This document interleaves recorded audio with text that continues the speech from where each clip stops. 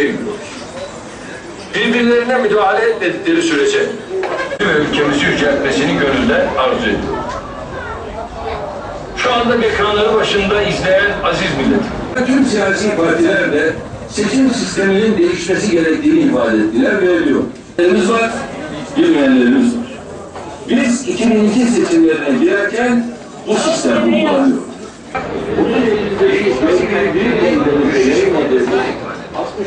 Hizmeti, hizmetkar olmayı kendine hedef telakki eden bir iktidar.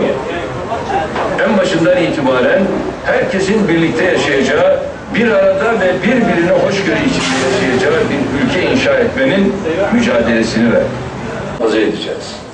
Birbirlerinin özgürlük alanlarına müdahale etmedikleri sürece her türlü özgürlüğü savunduk mesuliyetimizdir. Dışlamadan, ayırt etmeden, ötelemeden, horlamadan geleceği inşa edeceğiz. 1000 yıldır bir ve beraber yaşadığımız bu topraklarda konuşacağız, istişare edeceğiz. Birbirimizin görüşlerine değer verecek, birbirimizi